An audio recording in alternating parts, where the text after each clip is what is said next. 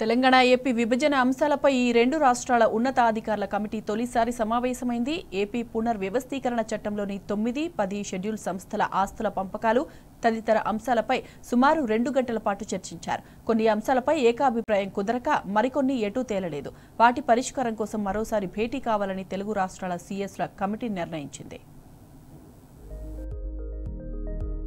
విభజన అంశాలపై తెలంగాణ ఏపీ ఉన్నతాధికారుల కమిటీ తొలి సమావేశం జరిగింది.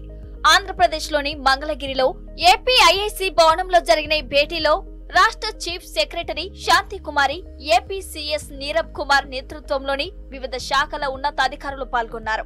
జూలై 5, 2024న జరిగిన ఇరు రాష్ట్రాల సీఎంల భేటీలో రూపొందించిన ఎజెండా ప్రకారం ఈ సమావేశాన్ని నిర్వహించారు. ఏపీ పునర్వ్యవస్థీకరణ చట్టంలోని 9, 10 షెడ్యూల్ సంస్థల ఆస్తుల పంపకాలపై సుమారు 2 గంటల పాటు చర్చించారు. ఇందులో 2 షెడ్యూల్లోని విభజన పూర్తి కాని సంస్థలకు చెందిన 8,000 కోట్ల బ్యాంకు నగదు నిల్వలు, ఏపీ స్టేట్ ఫైనాన్స్ కార్పొరేషన్ అంశం, 2 రాష్ట్రాల మధ్య 15 ఈఏపీ ప్రాజెక్టుల రుణాలు, వృత్తి పన్ను పంపకాలపైన ప్రధానంగా చర్చ జరిగింది. అటు విద్యుత్ బకాయిలు, ఉద్యోగుల పరస్పర మార్పిడి, వృత్తి పన్ను పంపకం, ఉమ్మడి సంస్థల ఖర్చులను తిరిగి చెల్లించడం తదితర అంశాలపైన కమిటీ చర్చించింది.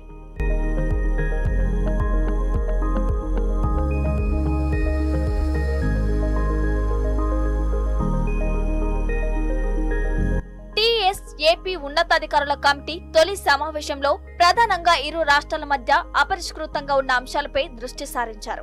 3 అంశాలపై పరస్పర అంగీకారం, మరో 2 అంశాలపై ఏకాభిప్రాయం కుదిరింది. 861 కోట్ల రూపాయల మేర లేబర్ సెస్ ను పెంచుకోవడానికి 2 రాష్ట్రాలు అంగీకరించాయి. అటు ఏపీ ఎక్సైజ్ శాఖకు తెలంగాణ చెల్లించిన 81 కోట్ల రూపాయల బకాయిల అంశం పరిష్కారమైంది. కాగా అదనంగా ఇచ్చిన ఈ మొత్తాన్ని తిరిగి చెల్లించినట్లు ఏపీ అధికారులు చెప్పారు.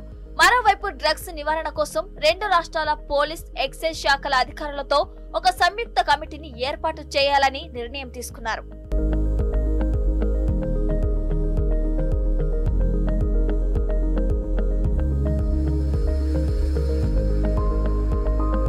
షీలా భిడే కమిటీ సిఫార్సుల మేరకు ఏపీకి చెల్లించాల్సిన 72 లక్షల కోట్ల విద్యుత్ బకాయిలలో కేంద్ర ప్రభుత్వం ఈ మధ్యనే 25,000 కోట్లను విడుదల చేసింది. మిగతా బాకీ పంచాయతీ ఎటూ తేలలేదు. అలాగే 9, 10 షెడ్యూల్ సంస్థల ఆస్తులు, అప్పుల పంపకాల అంశం కూడా పరిష్కారం కాలేదు. అటు పన్నుల పంపకాలపై మరోసారి సమావేశం కావాలని నిర్ణయించారు. మొత్తంగా